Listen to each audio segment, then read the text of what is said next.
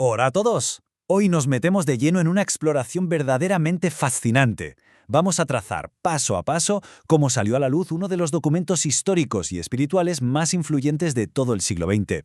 Nuestra idea hoy es profundizar en los detalles de lo ocurrido en un estilo narrativo y visual, desgranando una fuente primaria que literalmente cambió la historia moderna. Y ojo, no venimos a debatir sobre cuestiones sobrenaturales, sino a analizar los textos puros y duros, cómo nacieron, qué estructura tienen y qué cuentan exactamente.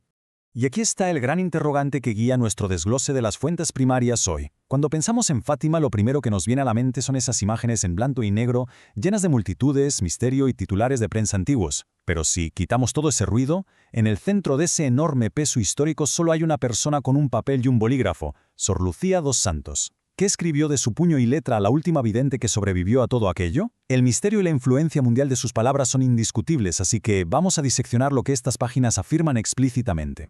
Bueno, vamos a meternos en faena. Seguiremos este mapa de ruta. Primero, el origen de las memorias. Segundo, la primera memoria centrada en Jacinta. Tercero, desvelando Fátima. Cuarto, la revelación de los tres secretos. Quinto, los apéndices y textos posteriores. Y cerraremos con el legado de Sor Lucía. Sección 1. El origen de las memorias. Escribiendo por obediencia. A ver, hay que dejar algo súper claro desde el principio. Las famosas memorias de Sor Lucía no son un librito más que alguien decidió escribir para hacerse famoso. ¿Qué va? Constituyen la base, la roca absoluta para cualquier persona, historiador o investigador que quiera entender el mensaje de Fátima. Tradicionalmente se han publicado en 2 volúmenes, siendo el volumen 1 la auténtica joya de la corona, el más famoso y debatido. Si buscáis la fuente original de toda esta historia, es exactamente esta. Y ojo a esto, que es lo realmente interesante. Este relato no se escribió de una sola sentada.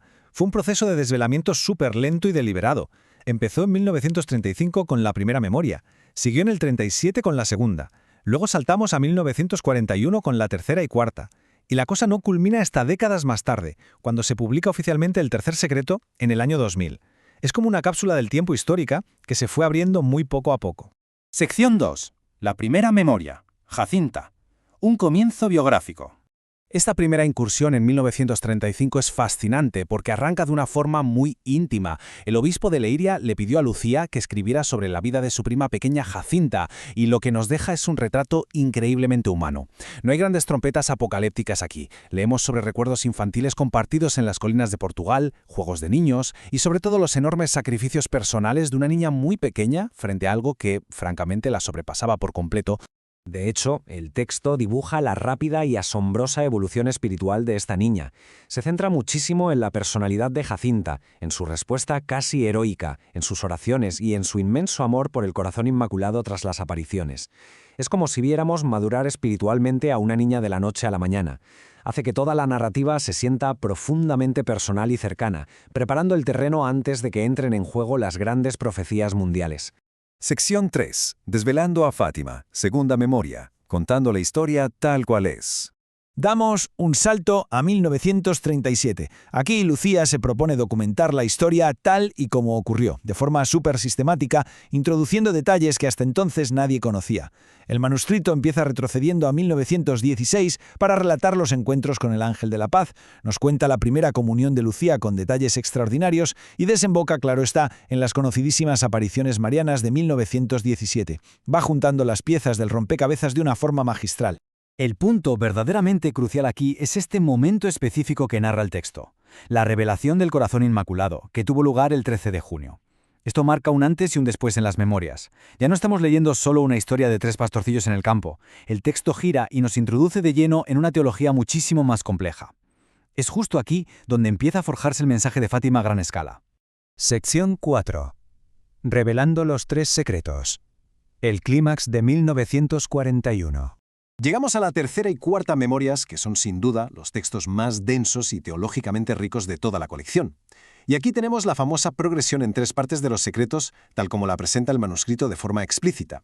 Primero, la aterradora visión del infierno. Segundo, una profecía durísima sobre guerras y el ascenso del comunismo. Y tercero, el celebérrimo y debatidísimo tercer secreto. Es fascinante observar cómo el texto escala desde conceptos puramente teológicos hasta meterse de lleno en la cruda geopolítica mundial del siglo XX. Pero ojo, no todo son visiones y advertencias abstractas. Junto a todo eso, las memorias desgranan peticiones concretas y directísimas: rezar el rosario a diario, ofrecer sacrificios por los pecadores, la comunión reparadora de los primeros sábados y, por supuesto, la consagración de Rusia al corazón inmaculado. El texto traduce exigencias teológicas verdaderamente gigantescas en una lista de acciones súper claras y digestibles, fáciles de entender para cualquiera que lea el documento. Y esto ilustra brillantemente la capacidad de observación de Sor Lucía para retratar a sus primos de forma totalmente opuesta.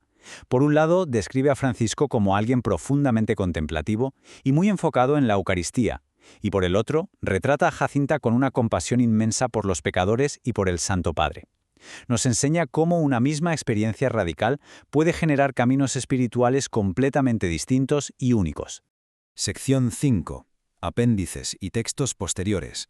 Más allá de 1917. Vamos a avanzar y ver cómo todo esto va construyendo una línea de tiempo mucho más larga. El relato, claro, no se acaba en el año 17. Lucía añade eventos posteriores, revelaciones privadas que van completando todo el cuadro teológico.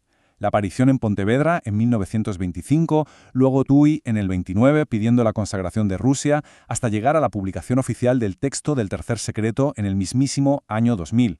Esto proporciona el cierre definitivo que faltaba en los relatos iniciales. Un detalle vital: si cogemos hoy en día este volumen 1, veréis que el Tercer Secreto no viene ahí suelto. Las autoridades de la Iglesia lo publicaron en el año 2000, acompañado de un exhaustivo comentario crítico y teológico de la Congregación para la Doctrina de la Fe. Y tiene todo el sentido, porque es una manera de contextualizar esa imaginería apocalíptica tan pesada y críptica para ayudar al lector moderno a no perderse en la interpretación. Sección 6. El legado de Sor Lucía. Una profundidad casi infantil. Si alguien se acerca a este libro esperando encontrarse con un tratado académico rimbombante, se va a llevar una sorpresa enorme. Quienes han estudiado a fondo su estilo literario suelen describirlo exactamente así. Sencillo, humilde, casi infantil en el tono, pero profundo y luminoso. Es una prosa supernatural y totalmente desprovista de pretensiones. Y sin embargo, fijaos bien, es precisamente esa voz tan sencilla la que lleva provocando debates acalorados a nivel mundial desde hace más de un siglo.